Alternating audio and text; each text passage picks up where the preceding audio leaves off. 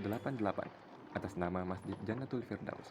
Konfirmasi di 081241889595. Rasulullah Shallallahu Alaihi Wasallam bersabda, yang artinya, siapa yang membangun masjid karena Allah, maka Allah akan membangun baginya semisal itu di surga.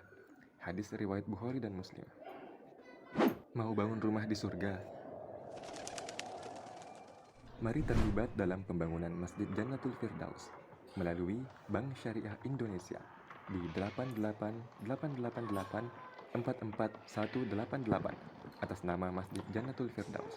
Konfirmasi di 081241889595. Bismillahirrahmanirrahim. Alhamdulillahi rabbil alamin. Wassalatu wassalamu ala al-mabuthi rahmatan lil alamin. Nabiyina Muhammad wa ala alihi wa sahbihi wa man tabi'ahum bi ihsanin ila yaumiddin, amma ba'd. Ini sesi yang ke-6 dari pembahasan akidah Al-Imam Qutaibah Ibn Sa'id Al-Balkhi rahimahullahu ta'ala, dari poin-poin kesepakatan yang beliau nukil dari para ulama as-salaf di silsilah Kemilau Akidah as-salaf rahimahumullahu ta'ala. Kita sekarang akan masuki halaman 24 dari buku panduan. Ini terkait dengan keharaman kudeta terhadap penguasa muslim.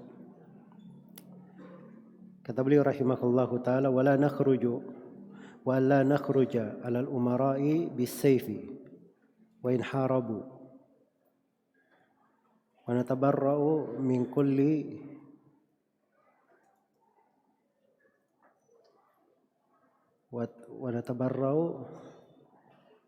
kullin yara as-sayfa fil muslimina kainan man kan. Kata beliau rahimahullah, kami tidak melakukan khuruj, kudeta pembangkangan dengan pedang terhadap umara walaupun mereka memerangi kami. Iya.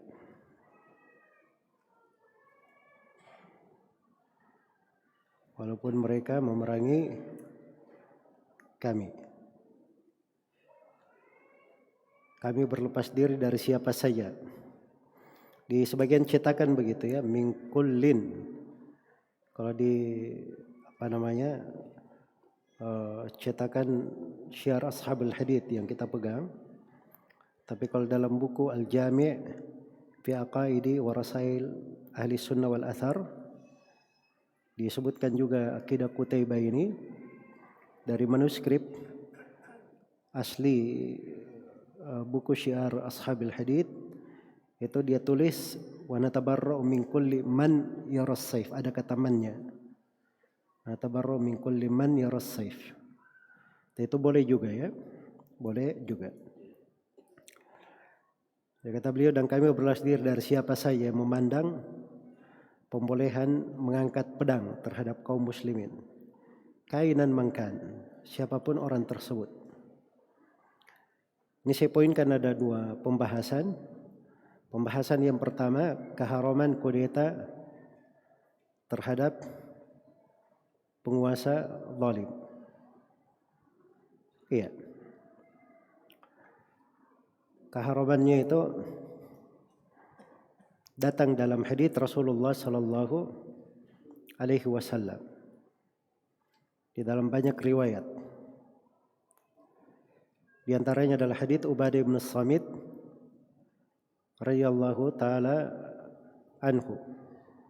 Beliau berkata, bayana Rasulullah sallallahu alaihi wasallam ala sami wa ta'ah fil usri wal yusr wal mansyati wal makrah wa ala atharatin alaina wa la nunazi al amra ahlahu illa an taru kufran bawahan indakum fihi min Allahi burhan.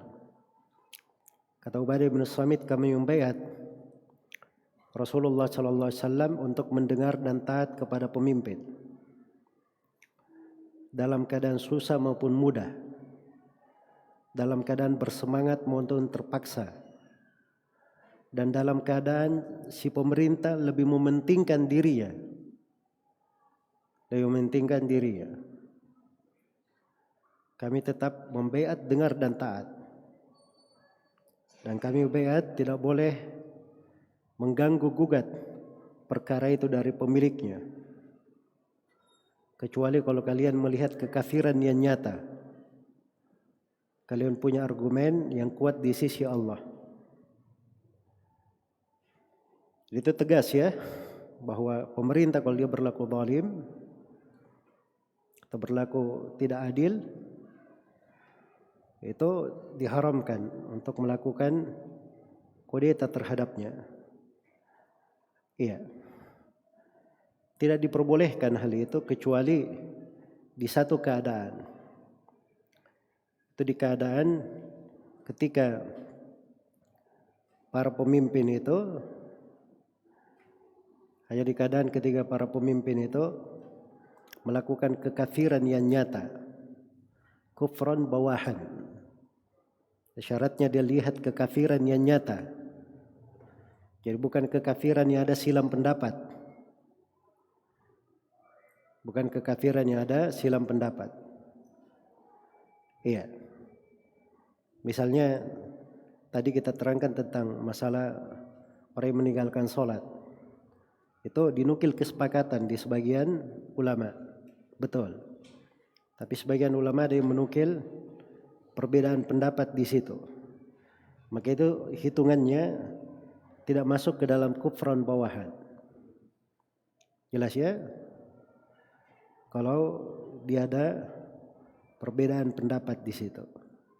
Dan sebagian ulama ada yang mengatakan meninggalkan sholat juga masuk, karena di sebagian riwayat Nabi SAW bersabda, ma'aqamu fikumus sholat, sepanjang mereka menegakkan sholat di tengah kalian. Iya. Baik.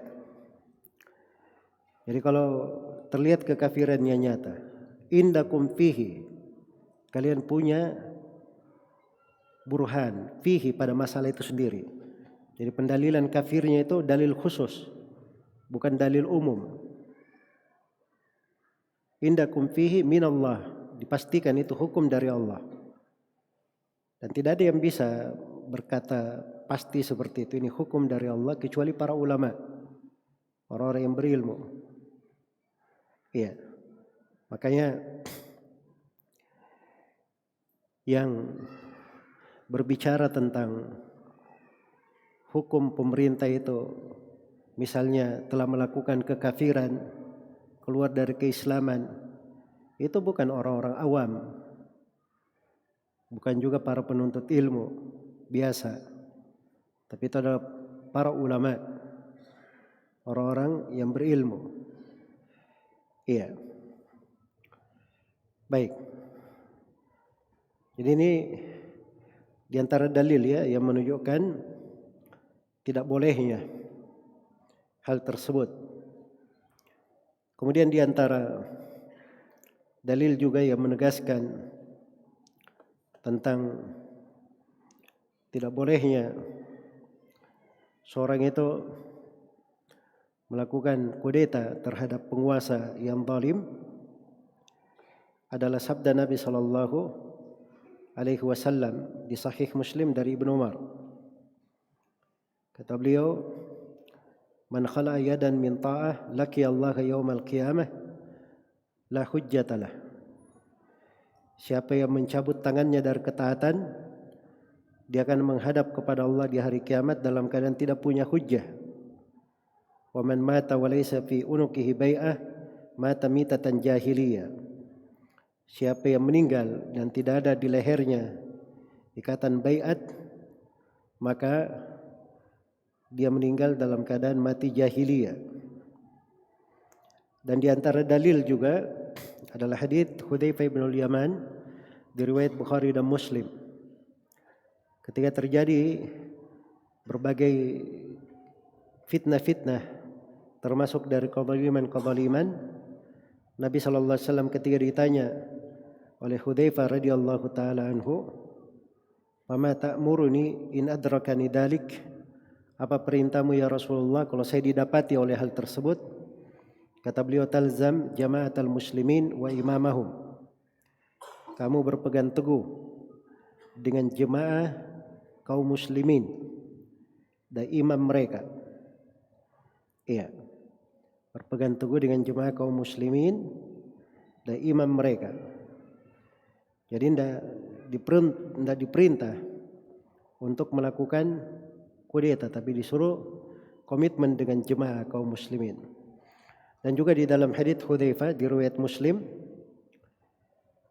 Rasulullah sallallahu alaihi wasallam ketika menceritakan tentang kejadian-kejadian di akhir zaman, kejadian-kejadian atau fitnah-fitnah yang akan menimpa umat, beliau berkata, yakunu ba'di a'immatun la yahtaduna bihudai wa la yastannuna bisunnati. Akan datang setelahku para pemimpin, mereka tidak mengambil petunjuk dengan petunjukku, tidak mengambil sunnah dengan sunnahku. Coba bayangkan kalau dia tidak ambil petunjuk dengan petunjuk Nabi, tidak mengambil sunnah dengan sunnah Nabi. Saya mau tanya, dia berhukum dengan hukum Al-Quran atau tidak? Tidak. Dia berhukum dengan hukum sunnah juga tidak. Jelas ya? Jadi tidak mengambil petunjuk Nabi, tidak mengambil sunnahnya. Kemudian kata beliau, yaqumu fihim rijalun qulubuhum qulubus syayatin fi juthmani ins. Berdiri di tengah mereka sekelompok manusia, hati-hati mereka seperti hati-hati syaitan berada di jasad-jasad manusia. Maka Hudzaifah bertanya, qultu kaifa asna'u ya Rasulullah in adraktu dalik? Ya Rasulullah, apa yang saya lakukan kalau saya temukan itu? Kata Nabi sallallahu alaihi wasallam, tasma'u wa tuti'u lil amir wa in duriba dhuhruka wa ukhidha maluka fasma wa ati'. Kata beliau, kamu mendengar dan taat kepada pemimpin, kepada penguasa, walaupun dia memukul punggungmu, mengambil hartamu, dengar dan taat. Iya. Nah, hadits-hadits yang seperti ini jumlahnya puluhan dari Nabi sallallahu alaihi wasallam. Nah, ini adalah hal yang disepakati di tengah para as-salaf rahimahumullahu ta'ala. Jadi tidak boleh melakukan kudeta terhadap penguasa yang zalim. Kezalimannya dia sendiri yang menanggungnya. Karena kalau kita melakukan kudeta terhadapnya, itu akan mengakibatkan kemungkaran yang lebih besar. Dan telah disepakati di tengah umat Islam, tidak boleh merubah kemungkaran yang akan melahirkan kemungkaran yang lebih besar darinya. Iya. Dan tidak pernah tercatat di dalam sejarah ada umat yang melakukan kudeta terhadap pemerintahnya lalu keluar dengan kebaikan. Pasti di belakangnya ada fitnah-fitnah, pergolakan, prahara, dan banyak perkara yang bisa menghancurkan, waliyadzubillah. Dan itu dinukil oleh Syekhul Islam Ibnu Taimiyah, seluruh sejarah di tengah umat ini yang pernah melakukan kudeta dan tidak pernah tercatat ada kebaikan di belakangnya. Bahkan ada khalifah pernah kudeta, dia berhasil menjadi khalifah, setelah itu dia dikudeta lagi. Dikudeta juga. Iya. Dan itu terlihat sampai sekarang ini, belakangan ini. Jelas ya? Misalnya di kita, di kejadian tahun 98 atau di kejadian di negeri-negeri di Teluk beberapa waktu yang lalu, itu semuanya tidak ada yang membawa kebaikan. Jelas ya? Yang mengangkat dirinya dengan cara ribut-ribut di jalan juga diturunkan dengan cara ribut-ribut di jalan pula. Karena itu sudah diketahui hal ini. Makanya Imam Malik rahimahullahu ta'ala berkata, 60 tahun dipimpin oleh pemimpin yang zalim, sewenang-wenang, itu lebih baik daripada 1 hari tanpa pemimpin. Lebih baik daripada satu hari tanpa pemimpin. Begitu cara berpikir orang yang beragama, orang yang ikhlas, orang yang ikhlas. Ya, kalau dia berpikir dunia, dia pasti akan bilang kita lakukan kudeta. Nanti akan lahir hal yang lebih baik. Kita cari hal yang lebih baik.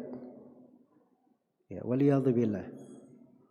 Itu dari gambaran syaitan. Bahkan ada dari kalangan orang-orang pergerakan di Ikhwanul Muslimin yang dikatakan kepadanya, ini semenjak demo-demo sudah meninggal sekian ribu orang. Ya, katanya andai kata penduduk negara itu jumlahnya 80 juta atau 8 juta, dikorbankan 1 juta untuk ketenangan 7 juta, itu enggak ada masalah. Ini orang-orang yang tidak menghargai nyawa kaum muslimin. Itu pemikiran keluar dari jalan. Jelas ya? Keluar dari jalan. Ya, kalau dia bikin demo-demo, ada yang meninggal, oh itu salah dia sendiri, kenapa sakit dia ikut. Nah, itu bukan kami. Kami demonya demo damai. Ini ada yang meninggal ini. Demonya demo damai. Mau dikemanakan darah orang yang meninggal itu? Dia menjadi sebab orang itu datang. Nah, ini semuanya kemungkaran. Tidak dipikirkan oleh manusia-manusia yang sebenarnya cuma menghendaki dunia. Jangan percaya dengan ucapan, oh ini bela agama, bela ulama. Omong kosong itu. Itu hanya ucapan di lisan sebagian manusia yang dia inginkan dunia di belakangnya. Sebab kalau dia ikhlas, dia tidak akan melakukan demonstrasi. Orang yang ikhlas itu dia beramal untuk Allah Subhanahu wa ta'ala. Pemerintah zalim, kezaliman dia sendiri yang menanggung. Dia sendiri kewajibannya adalah melakukan kewajiban yang harus dia pertanggungjawabkan di depan Allah. Orang yang berbuat zalim itu atas dirinya sendiri. Itu ikhlas namanya. Dan begitu cara para ulama berfikir. Dan itu tidak ada silam pendapat di tengah para ulama as-salaf rahimahumullahu ta'ala. Jadi jangan mengatakan bahwa itu adalah pemikiran si fulan saja atau si allan saja dari ulama belakangan. Bahkan itu adalah kesepakatan di tengah para ulama. Inilah akidah yang seperti ini perlu diterangkan, perlu dijelaskan. Nah, makanya kenapa harus dibahas banyak dari buku-buku yang memuat tentang sunnah dan keyakinan para salaf. Sebab akidah itu ada dari masa ke masa. Dan itu merupakan ciri pembeda antara orang yang berpegang di atas sunnah dan tidak berpegang di atas sunnah. Baik. Kemudian yang kedua di sini, berlepas diri dari siapa saja yang berpendapat tentang kebolehan mengangkat senjata terhadap kaum muslimin. Itu kata, wa natabarra'u min kulli man yaras sayf. Kita berlepas diri dari semua orang yang berpendapat boleh mengangkat pedang. Iya. Ada kaidah disebutkan oleh Abu Kilabah Abdullah bin Zaid al-Jarmi rahimahullahu ta'ala. Dan ini diriwayatkan oleh Imam Ad-Darimi, Al-Lalakai dan Al-Ajurri sebelumnya di kitab Asy-Syariah. Abu Kilabah berkata, "Mabtada'a qaumun bid'atan illa istahallu fiha as-sayf." Tidak ada satu kaum pun yang berbuat bid'ah kecuali nanti dia akan bolehkan, dia akan memandang boleh mengangkat pedang. Yaitu bahaya dari bid'ah. Orang yang keluar dari sunnah masuk ke bid'ah, itu ujung-ujungnya dia ada pemikiran boleh mengangkat pedang. Boleh mengangkat pedang. Cuman kalimat mengangkat pedang ini digunakan di kalangan para ulama as-salaf rahimahumullahu ta'ala untuk dua makna. Makna yang pertama adalah untuk orang yang kudeta terhadap pemerintah. Apakah secara fisik maupun secara lisan. Itu yang pertama. Makna yang kedua, orang yang memandang boleh mengangkat saif di tengah umat, ini adalah orang yang membolehkan membunuh seorang muslim tidak dengan jalur pengadilan, tidak dengan jalur pemerintah. Ini kalau di istilah kita sekarang orang yang biasa main hakim sendiri. Jelas ya? Ya kalau misalnya ada yang mencuri, ada yang membunuh, dia bunuh sendiri. Nah, itu kalau di umat Islam tidak dilakukan seperti itu. Umat Islam ada yang membunuh, maka si pembunuh tidak langsung dia bunuh, tapi dia bawa ke pemerintah. Pemerintah tetapkan hukum, kalau memang dia dibunuh, dikisas, maka dia dikisas. Iya. So kalau ada orang yang membunuh, itu harus diperiksa jenis membunuh dia apa. Banyak jenis membunuh itu. Ada membunuh sengaja, tidak sengaja, mirip sengaja. Dan ada membunuh terpaksa. Orang dipaksa membunuh. Ada orang yang membunuh di luar kesadarannya. Nah, itu banyak jenisnya. Maka itu hukumnya berbeda-beda. Karena itu hal-hal yang seperti itu di jalurnya di pengadilan. Iya. Karena itu tidak dikenal di kalangan ahli sunnah ada namanya main hakim sendiri. Kalau ada kelompok yang main hakim sendiri, sweeping atau pergi menutup tempat dengan keinginannya sendiri dan dia bukan pemerintah, itu sudah keluar dari sunnah. Itu jalannya ahlul bidah. Adapun ahli sunnah, mereka pada wilayah-wilayah umum itu kembali kepada pemerintah. Dan banyak dari rawi, kalau kita baca di buku At-Tarajim, di rawi-rawi itu dicelah oleh para ulama dengan bid'ah. Kadang dibahasakan fulan kana yara as-saif. Fulan ini berpendapat boleh as-saif. Itu berarti dia ahlul bid'ah. Apakah dia ada pemikiran khawarij atau ada pemikiran jenis yang kedua itu tadi. Baik, saya detailkan ke makna yang pertama.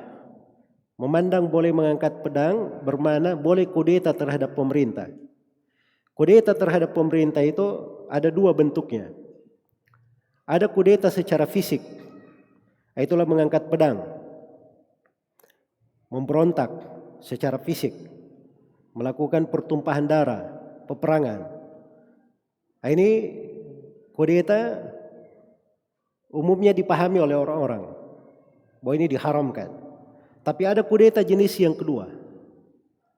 Nah, ini kadang orang tidak memahami bahwa ini bentuk dari khurut juga, kudeta juga. Itu kudeta dengan lisan. Lisannya mencela pemerintah, lisannya membolehkan untuk membangkang kepada pemerintah, lisannya mengajak orang-orang untuk kudeta. Karena itu di masa dahulu ada orang-orang Khawarij disebut dengan nama Al-Qa'adiyah. Kelompok Khawarij Qa'adiyah. Jadi mereka ini cuman pemikirnya saja, provokatornya. Tapi mereka sendiri tidak melakukan kudeta, cuma duduk saja. Tapi dia yang kompor-kompori orang, lakukan kudeta. Ini disebut Qa'adiyah, duduk-duduk saja. Qa'adiyah itu artinya tukang duduk. Artinya dia duduk, tidak pergi berperang, tapi dia yang kompor-kompori orang. Ya, ini Khawarij Qa'adiyah ini banyak ya. Banyak di masa sekarang. Bahkan banyak darinya anggota parlemen. Khawarij Qa'adiyah juga. Dia gembos-gembosi untuk membangkang kepada pemerintah, melakukan demo, dan seterusnya. Dan ini masuk di dalam jenis ini. Khurut terhadap pemerintah. Makanya ahli sunnah itu yang dinukil kesepakatan di sini oleh Imam Qutaibah dari para imam yang dipegang ucapannya dalam Islam dan sunnah, mereka semuanya memandang tidak boleh khuruj dengan pedang. Wa in harabu, walaupun mereka memerangi kita. Kalau bahasa yang paling banyak digunakan di buku-buku akidah itu dengan bahasa wa in jaru, walaupun mereka sewenang-wenang, walaupun pemerintahnya sewenang-wenang, kita diperintah untuk bersabar. Diperintah untuk bersabar. Baik. Kemudian setelah itu penulis rahimahullahu taala berpindah menjelaskan tentang keutamaan para sahabat Rasulullah sallallahu alaihi wasallam, para khulafa ar-rasyidin. Di sini beliau mulai dengan menyebut para khulafa ar-rasyidin. Kata beliau, wa afdalu hadhihi al-ummati ba'da nabiyha Abu Bakrin, thumma Umaru, thumma Uthman. Dan sebaik-baik umat ini setelah nabinya adalah Abu Bakar, kemudian Umar, selanjutnya Uthman radhiyallahu anhum ajmain. Tidak disebutkan Ali bin Abi Thalib di sini oleh penulis rahimahullah karena beliau hanya ingin menjelaskan pokok kesepakatan terkait dengan masalah khilafah pada 3 khalifah ini. Adapun Ali bin Abi Thalib dan para sahabat yang lain, mereka semuanya itu dimaklumi akan keutamaan dan kebaikannya. Baik. Dan di sini saya poinkan ada 3 pembahasan. Pembahasan yang pertama, ada 4 ya pembahasan. Pembahasan yang pertama, urutan terbaik di tengah umat ini dalam kekhilafan dan keutamaan. Iya. Jadi ada 3 disebut nama ya, Abu Bakar, Umar. Abu Bakar dan Umar itu tidak silam pendapat. Setelah itu Uthman yang ketiga. Dari sudut khilafah juga tidak ada silam pendapat di tengah para sahabat Rasulullah sallallahu alaihi wasallam. Karena ketika Nabi sallallahu alaihi wasallam ketika Umar bin Khattab radhiyallahu taala anhu meninggal, maka Umar itu memilih 6 orang dari ahli syura. Dan beliau katakan khilafah antara 6 orang ini. 6 orang ini adalah Uthman bin Affan, Ali bin Abi Thalib, Abdurrahman bin Auf, Talha bin Ubaidillah, Az-Zubair bin Al-Awwam, dan Abdurrahman dan Sa'ad bin Abi Waqqas radhiyallahu anhum ajmain. 6 orang sahabat. Iya. Az-Zubair bin Al-Awwam atau Sa'ad bin Abi Waqqas dan Talha bin Ubaidillah, ini 3 orang sahabat ini menganggap diri mereka tidak lebih utama daripada temannya. Mereka menganggap bahwa 3 orang yang lain itu lebih utama daripada dirinya. Maka Az-Zubair bin Al-Awwam sudah menjatuhkan pilihannya kepada Uthman. Sedangkan 2 sahabat yang lain memberikan kepada Ali dan 1 kepada Abdurrahman bin Auf. Berarti sisa 3. Menjadilah antara Uthman, Ali dan Abdurrahman bin Auf. Abdurrahman bin Auf berkata kepada Ali dan Uthman, saya tidaklah lebih layak daripada kalian berdua. Maka Abdurrahman bin Auf dudukkan mereka berdua. Dan dia biat setiap dari keduanya. Dia katakan, kalau saya membaiat engkau sebagai khalifah, membaiat kalian sebagai khalifah salah satu dari kalian berdua, apakah kalian siap dan menerima ridha dengan hal tersebut? Keduanya mengiyakan. Terus secara tersendiri Abdurrahman bin Auf kepada Uthman berkata, kalau saya tidak membaiatmu, lalu saya baiat Ali bin Abi Thalib, apakah engkau ridha? Kata Uthman, iya. Kemudian Abdurrahman juga berkata kepada Ali sama, kalau saya tidak membaiatmu, tapi saya membaiat Uthman, apakah engkau ridha? Maka Ali berkata iya. Iya. Dan Uthman sendiri dia menganjurkan Ali untuk sebagai khalifah. Dan Ali sendiri menganjurkan Uthman. Maka itu menjadi berat bagi Abdurrahman bin Auf radhiyallahu taala anhu. Disebutkan di dalam buku-buku sejarah bahwa itu hari-hari terberat di dalam kehidupan Abdurrahman bin Auf. Beliau berkeliling kepada kaum muhajirin, kaum al-ansar. Dia datangi rumah-rumah para sahabat. Dia tanyakan, di antara para sahabat, antara dua ini siapa yang paling berhak. Dan beliau selalu melakukan salat istikharah. Sampai suatu hari beliau mengumpulkan kaum muslimin. Beliau mengumpulkan kaum muslimin di masjid. Kemudian beliau berkata, berdirilah wahai Uthman. Saya telah melihat bahwa tidak ada yang lebih utama di tengah kita melebihi Uthman. Maka semua sahabat yang hadir di situ, termasuk Ali bin Abi Thalib, membaiat Uthman bin Affan. Maka itu namanya kesepakatan para sahabat. Siapa yang menyelesaikan kesepakatan para sahabat dalam hal ini, itu pasti dia tersesat keluar dari jalan yang lurus. Ahlul bidah. Nah, itu maksudnya urutan di dalam khilafah. Adapun dari sudut keutamaan, yang mana lebih utama antara Uthman dan Ali, di masa dahulu memang pernah ada silam pendapat ringan. Ada yang mengatakan, sebagian kecil mengatakan Ali lebih utama dari Uthman. Tapi setelah itu hilang. Dan menjadilah kesepakatan Uthman juga lebih utama daripada Ali bin Abi Thalib radhiyallahu ta'ala anhu. Jadi itu urutannya. Secara berurut seperti itu. Ya. Secara berurut seperti itu kondisi atau urutan 3 orang yang terbaik di tengah umat ini. Abu Bakar, kemudian Umar, kemudian Uthman radhiyallahu ta'ala anhum ajma'in. Pembahasan yang kedua, keutamaan Abu Bakar As-Siddiq radhiyallahu ta'ala anhu. Ini sebenarnya berbicara tentang keutamaan para sahabat. Ini pembahasan panjangnya karena ditulis dalamnya buku-buku tentang fadailis sahabat. Ada buku khusus tentang keutamaan Abu Bakar, ada buku khusus tentang keutamaan Umar, ada buku khusus tentang keutamaan Uthman, dan ada buku khusus tentang keutamaan Ali bin Abi Thalib radhiyallahu ta'ala anhum ajma'in. Iya. Jadi banyak hal yang bisa dikaji di situ. Dan disitulah indahnya pembahasan usul i'tiqad. Sebab seorang kalau masuk di dalam buku-buku akidah, dia akan selalu mengagungkan dan membesarkan para sahabat Rasulullah sallallahu alaihi wasallam secara global dan satu persatu. Iya, kalau dia lihat dari sirah para sahabat itu, maka makna-makna keimanan, kecintaan kepada mereka. Dan itu yang akan menjadi sebab seorang dikumpulkan bersama siapa yang dia cintai. Almar'u ma'aman ahabba. Seorang itu akan dikumpulkan bersama siapa yang dia cintai.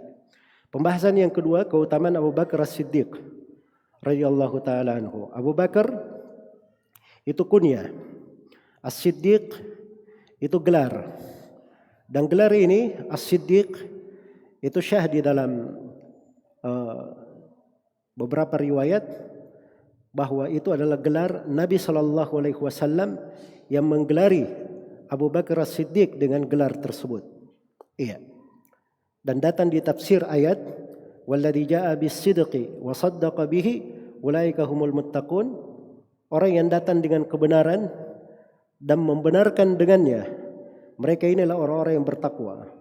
Ini dikatakan yang datang dengan kebenaran ada Rasulullah sallallahu alaihi wasallam, yang membenarkannya itu adalah Abu Bakar radhiyallahu taala anhu. Makanya beliau disebut sebagai As-Siddiq. Iya. Abu Bakar radhiyallahu taala anhu, beliau dari Quraisy. Sebab semua khilafah itu harus berasal dari Quraisy. Khilafah itu asalnya kata Nabi sallallahu alaihi wasallam al-a'immatu min Quraisy. Khalifah itu dari Quraisy. Ya kalau memilih pemimpin asalnya dari Quraisy. Kalau tidak ada dari Quraisy, ada yang lainnya setelah Syah diangkat sebagai pemimpin, maka itu Syah saja. Tapi dianggap ada kekurangan. Sebab idealnya pemimpin itu dari mana? Dari Quraisy. Iya. Dan Quraisy itu ada yang mengatakan dia kembali kepada Fihr, dan yang mengatakan dia kembali kepada An-Nadhr. Kembali kepada An-Nadhr dari urutan orang-orang Quraisy. Kalau Abu Bakar As-Siddiq, nama beliau Abdullah bin Uthman bin Amir bin Amr bin Ka'ab bin Sa'ad bin Taim bin Murrah bin Ka'ab bin Lu'ay bin Ghalib. Dia bertemu dengan nasab Nabi sallallahu alaihi wasallam pada Murrah bin Ka'ab. Pada Murrah bin Ka'ab. Iya. Itu bertemunya dengan nasab Nabi sallallahu alaihi wasallam di situ. Dan keutamaan beliau sangat banyak sekali radhiyallahu taala anhu. Beliau khalifah Rasulullah sallallahu alaihi wasallam yang pertama. Kawan Rasulullah sallallahu alaihi wasallam di dalam gua yang disebutkan tentang keutamaannya di dalam Al-Qur'an. Dan beliau adalah yang menggantikan Nabi sallallahu alaihi wasallam di dalam salatnya ketika beliau sakit. Ya, dan berbagai keutamaan terkait dengan Abu Bakar As-Siddiq radhiyallahu taala anhu. Kemudian yang kedua, keutamaan Umar ibn Al-Khattab radhiyallahu taala anhu. Umar ibn Al-Khattab digelari dengan Al-Faruq. Digelari dengan Al-Faruq. Dan beliau adalah khalifah setelah Abu Bakar. Iya. Khalifah setelah Abu Bakar bitawliyah. Karena Abu Bakar menyerahkan kekuasaan setelahnya kepada Umar. Jadi Abu Bakar masih hidup. Abu Bakar masih hidup. Dan Abu Bakar berkata, khalifah setelah saya adalah Umar ibn Khattab. Dan beliau membaiat para sahabat untuk hal itu. Maka setelah beliau meninggal, Umar ibn Khattab radhiyallahu taala anhu langsung dibaiat sebagai khalifah oleh seluruh orang sahabat. Tidak ada silam pendapat dalam hal itu. Adapun Umar ibn Khattab, Abu Hafs kunya beliau, nama lengkapnya Umar ibn Khattab bin Nufail ibni Abdul Uzza bin Riyah ibni Abdullah ibn Qurt ibn Razah ibni Adi bin Ka'ab bin Lu'ay bin Ghalib Al-Qurashi. Dikatakan Al-Adawi itu nisbat kepada Adi. Ya, Adi bin Ka'ab. Jadi bertempunya di nasab Nabi sallallahu alaihi wasallam pada Ka'ab bin Lu'ay-nya.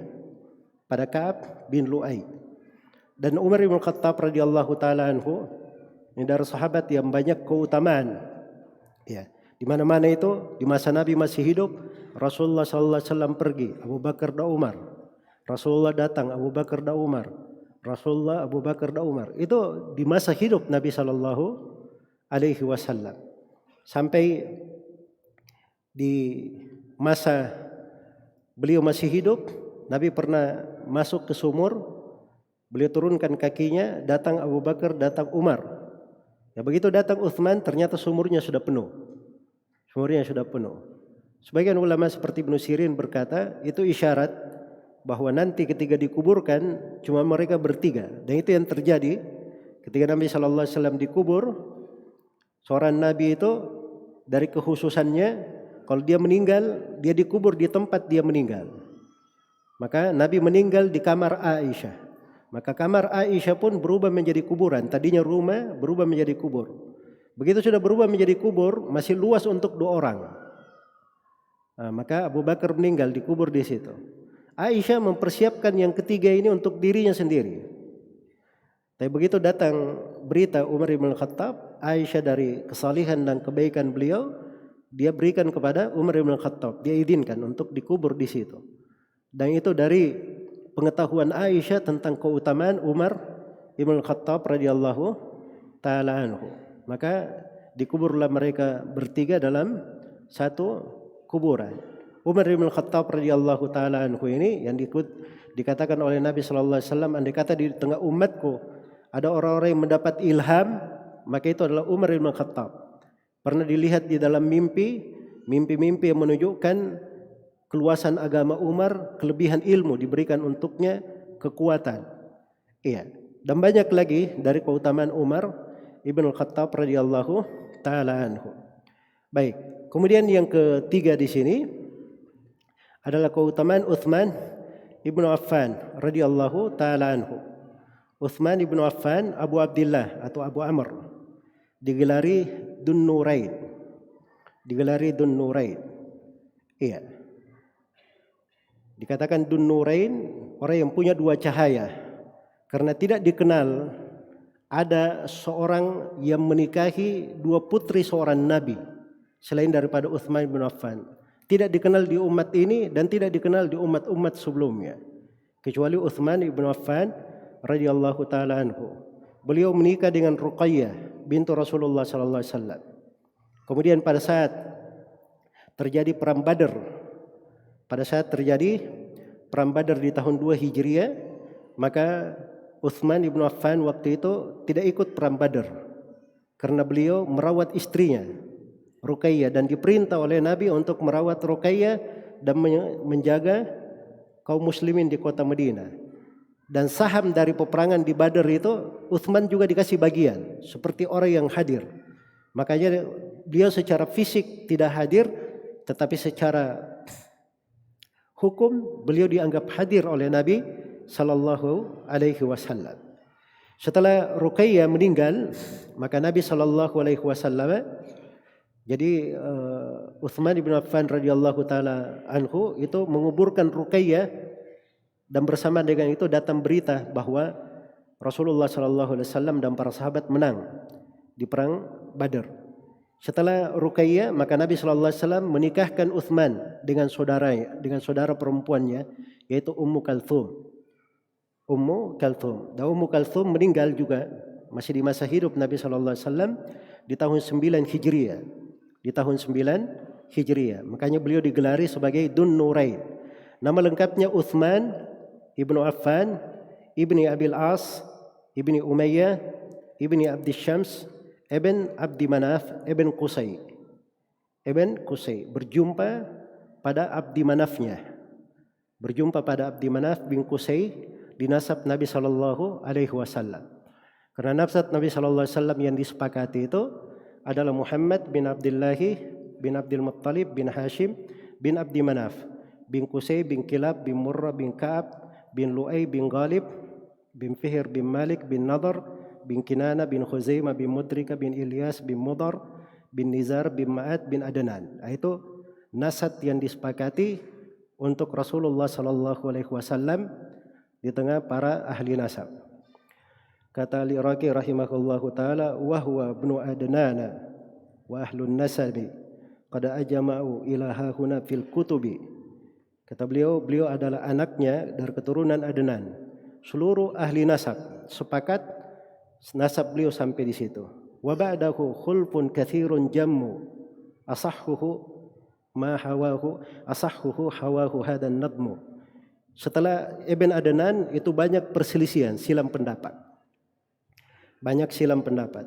Tapi yang paling sahihnya itu yang disebut oleh Al-Iraqi di dalam manzumahnya. Dan ini panjangnya kalau kita sebut semua lagi dari urutan dari nasab-nasab dan silam pendapat para ulama di dalam hal tersebut. Baik, itu 3 khalifah dari khalifah Rasulullah sallallahu alaihi wasallam. Dan yang keempat adalah Ali bin Abi Thalib radhiyallahu taala anhu. Ali bin Abi Thalib adalah kemenakan Rasulullah sallallahu alaihi wasallam. Anak dari pamannya. Sebab Ali bin Abi Thalib. Abu Talib itu namanya Abdul Manaf. Ya, Abu Talib bin Abdul Muttalib. Kalau Nabi Muhammad sallallahu alaihi wasallam Muhammad bin Abdullah bin Abdul Muttalib. Iya. Bin Abdul Muttalib. Jadi Ali bin Abi Thalib itu adalah kemenakannya. Anak pamannya. Anak dari pamannya. Iya. Ali bin Abi Thalib khalifah Rasulullah sallallahu alaihi wasallam yang keempat. Iya. Penuh dengan keutamaan radhiyallahu taala anhu. Dan mungkin dari buku-buku yang ditulis tentang keutamaan khusus untuk sahabat, itu paling banyaknya adalah buku tentang keutamaan Ali bin Abi Thalib radhiyallahu taala anhu. Dari sudut khilafah, Abu Bakar As-Siddiq radhiyallahu taala anhu, khilafah beliau 2 tahun 3 bulan. 2 tahun 3 bulan. Sebab beliau menjadi khalifah pada tanggal 13 Rabiul Awal, sehari setelah Rasulullah meninggal. Hingga pada tahun 11 Hijriah hingga tanggal 22 Jumadah Al-Akhir pada tahun 13 Hijriah. Itu wafatnya Abu Bakar. Kemudian khilafah Umar bin Khattab 13 tahun 6 bulan 3 hari.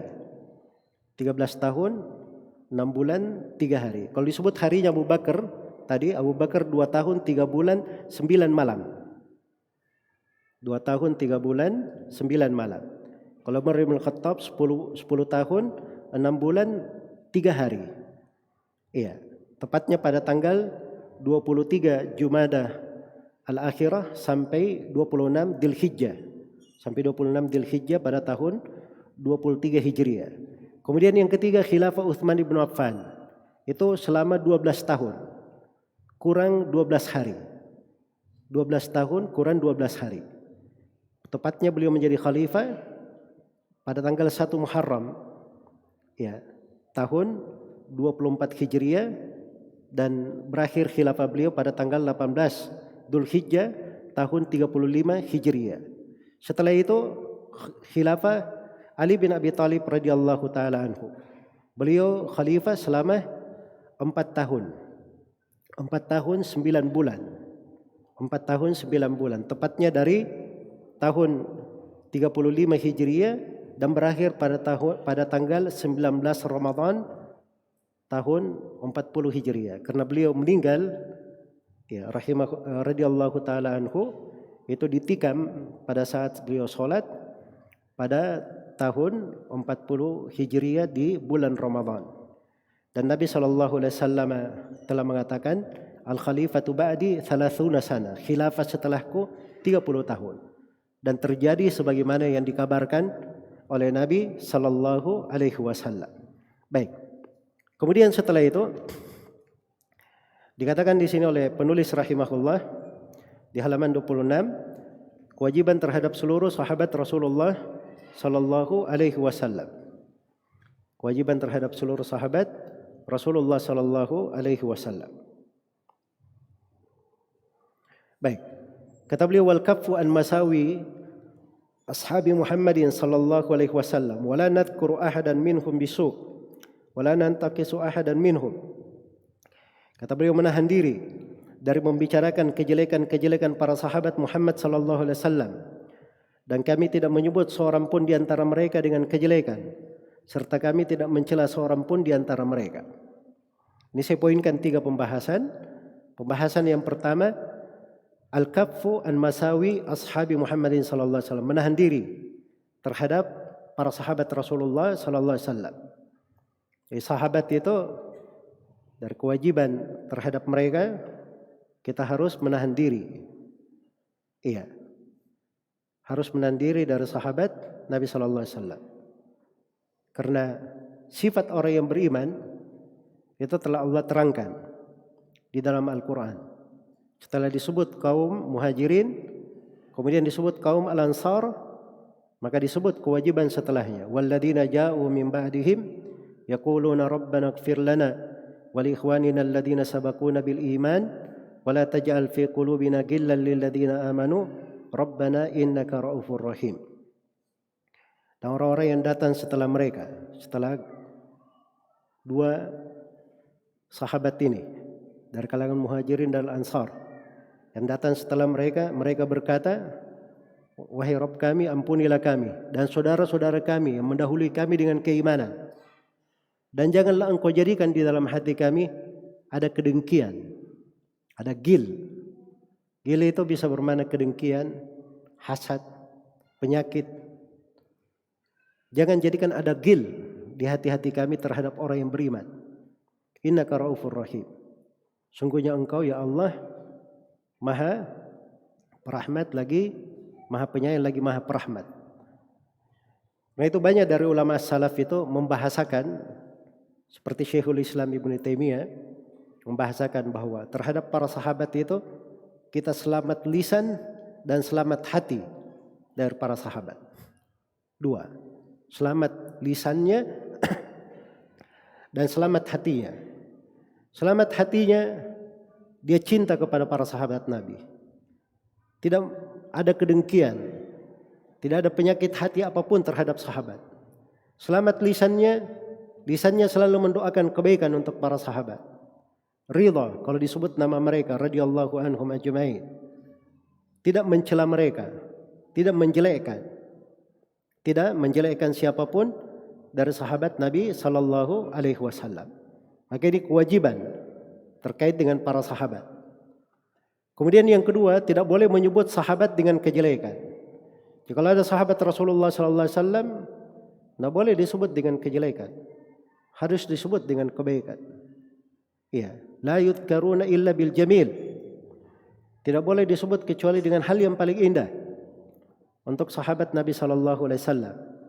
Karena di dalam hadits Abu Sa'id Al-Khudri diriwayatkan oleh Imam Al-Bukhari dan Imam Muslim, Rasulullah sallallahu alaihi wasallam bersabda, "La tasubbu ashabi." Jangan kalian mencela para sahabatku. Jangan kalian mencela para sahabatku. "Lau anna li ahadikum mithla Uhudin dhahaban fa anfaqahu fi sabilillah ma qabilallahu minhu." Ya, apa ma balagha mudda ahadihim wala nasifa.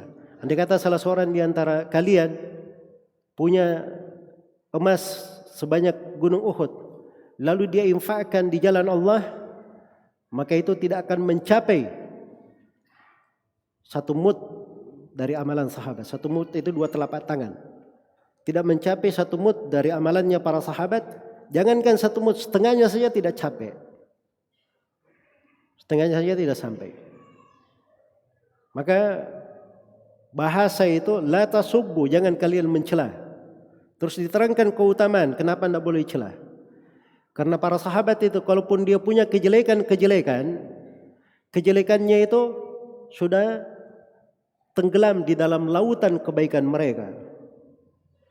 Sudah sirna di tengah berbagai macam jasa dan pahala mereka. Mereka yang terdahulu masuk Islam. Mereka yang menjadi sebab agama ini sampai kepada kita. Mereka adalah manusia-manusia pilihan. Dipilih oleh Allah untuk menemani nabinya, Nabi Muhammad sallallahu alaihi wasallam. Sebagaimana nabi itu manusia pilihan, para sahabat juga manusia pilihan. Karena itu datang di dalam hadits Ibnu Mas'ud di Musnad Imam Ahmad, beliau menerangkan bahwa Allah Subhanahu wa taala melihat ke hati makhluk. Maka tidak diketemukan hati yang lebih baik dari hati Nabi Muhammad sallallahu alaihi wasallam.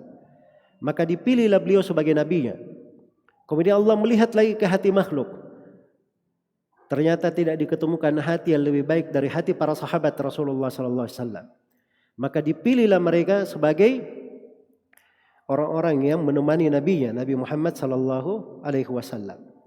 Jadi mereka ini manusia-manusia pilihan. Iya. Karena itu amalan apapun yang dilakukan oleh umat Islam setelah para sahabat, sebanyak apapun, sebesar apapun, tidak akan mungkin mencapai kedudukan sahabat Rasulullah sallallahu alaihi wasallam. Karena itu ada yang pernah bertanya, yang mana yang lebih utama, Muawiyah atau Umar bin Abdul Aziz? Karena Umar bin Abdul Aziz ini dia punya hal-hal yang sangat elok di dalam, sangat indah di dalam kekhilafaannya. Maka kata salaf ini, ya, debu kuda Muawiyah radhiyallahu taala anhu dalam peperangan itu tidak mungkin dikalahkan oleh seluruh hari-hari kehidupan Umar bin Abdul Aziz. Itu cara memandang para ulama terhadap kedudukan para sahabat Rasulullah sallallahu alaihi wasallam. Iya. Makanya kenapa selalu dibahas tentang para sahabat? Sebab ini salah satu jalan ringkas seseorang itu dimudahkan oleh Allah Subhanahu wa taala masuk ke dalam surga. Iya.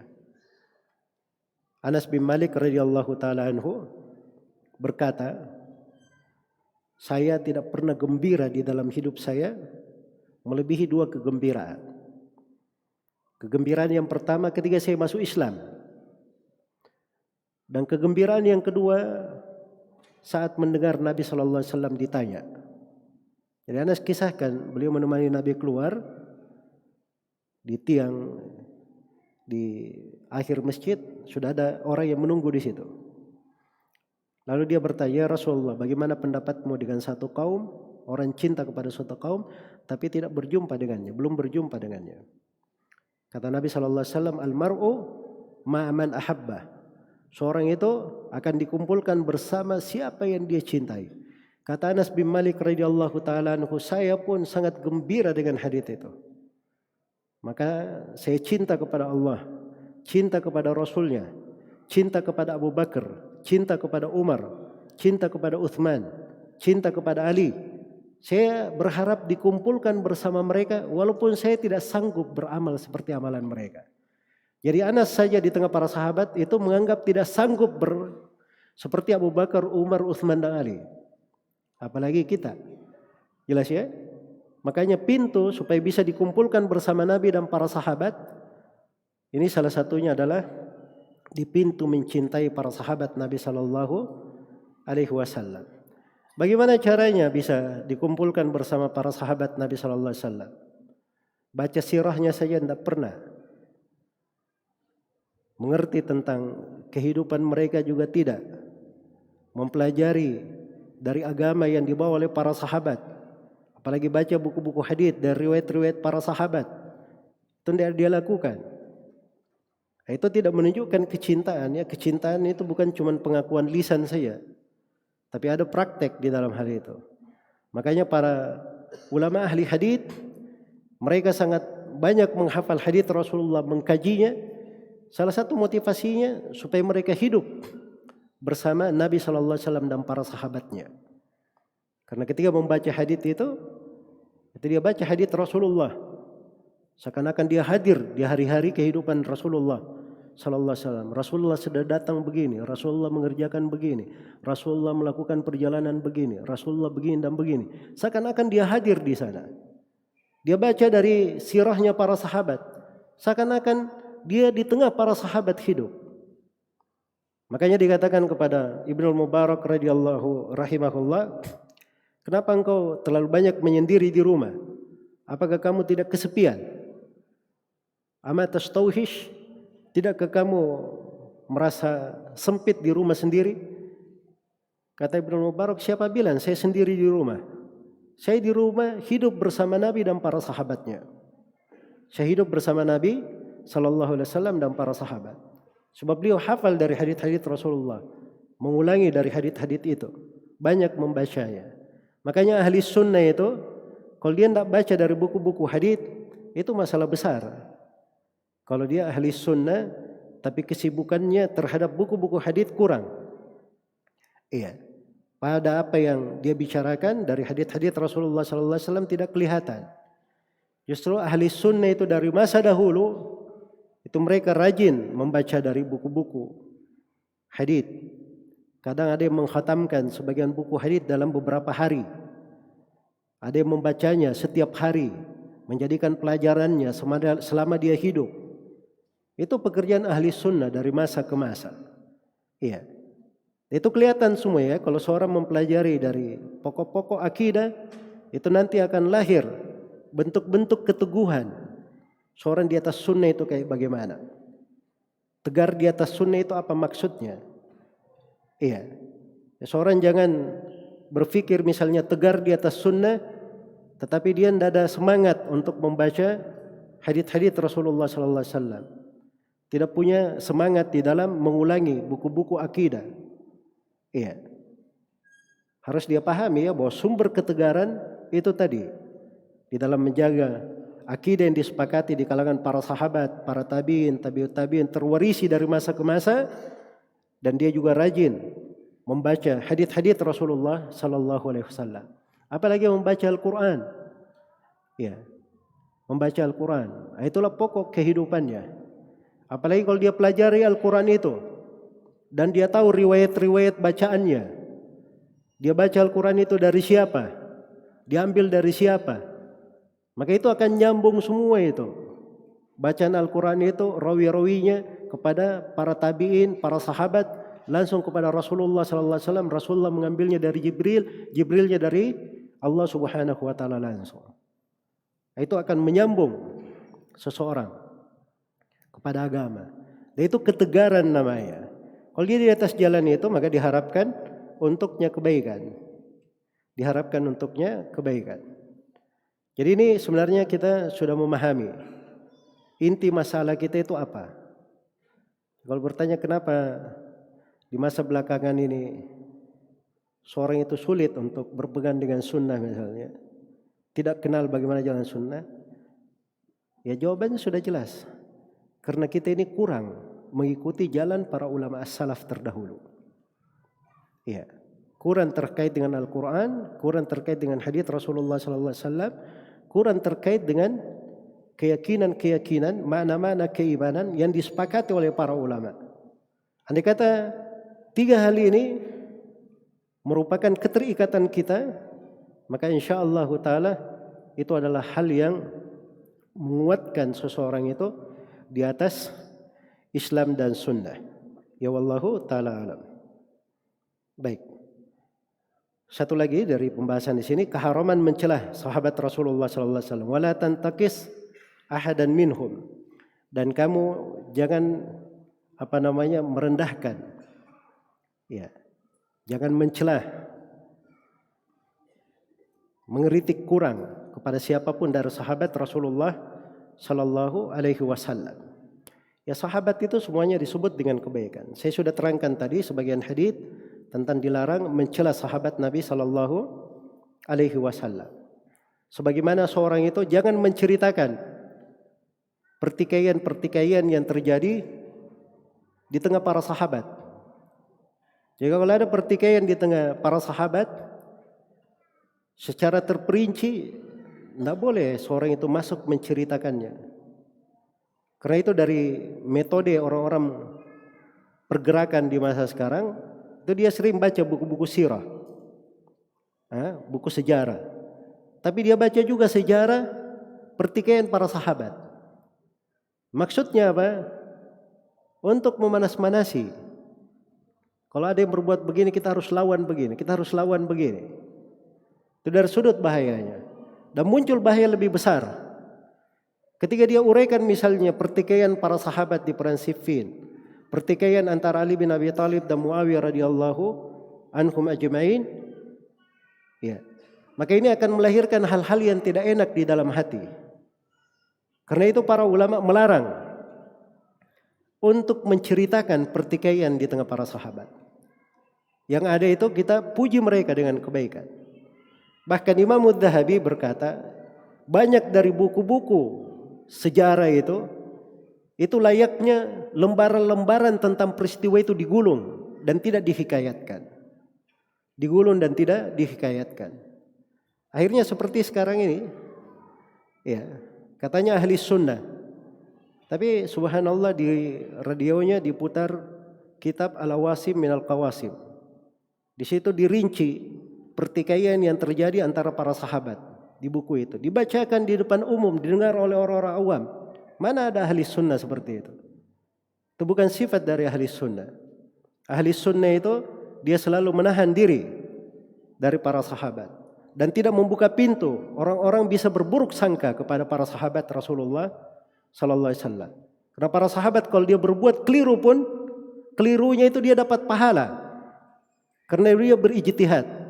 Nabi sallallahu alaihi wasallam bersabda, "Idza jatahadal hakim fa asaba falahu ajran wa idza akhta falahu ajrun wahid." Apabila seorang hakim berijtihad, kalau dia benar dia dapat 2 pahala, dia keliru dapat 1 pahala. Dan para sahabat itu murid-murid langsung Rasulullah sallallahu alaihi wasallam. Mereka diizinkan berijtihad di masa Nabi sallallahu alaihi wasallam. Iya. Seperti sahabat yang ketika tidak ada air itu, tidak ada air, Nabi sedang sholat bersama para sahabat, tidak ada air, dia duduk sendiri, tidak ikut sholat, dia berijtihad. Karena tidak ada air, waktu itu belum ada hukum tayammum. Maka Nabi bertanya kepadanya, kenapa kamu tidak hadir sholat bersama kami?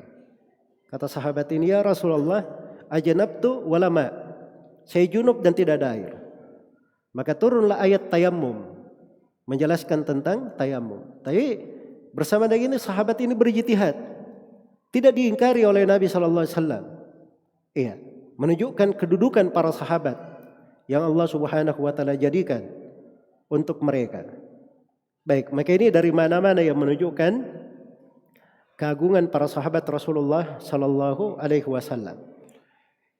Baik, ini secara ringkas ya dari pembahasan tentang para sahabat. Ya, saya sudah terangkan ya bahwa bobotnya ini saya tidak beri bobot yang terlalu banyak ya di tema pembahasan. Karena kalau bobot itu ya terserah antum.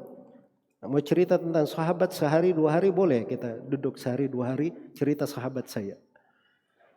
8 sesi, 10 sesi untuk sahabat saya.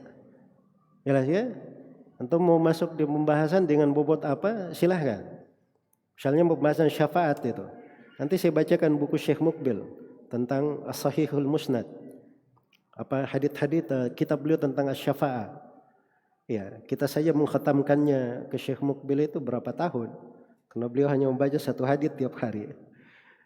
Tapi khatam juga buku itu dari beliau rahimahullahu taala. Itu hadits-hadits riwayat ayat-ayat tentang syafaat.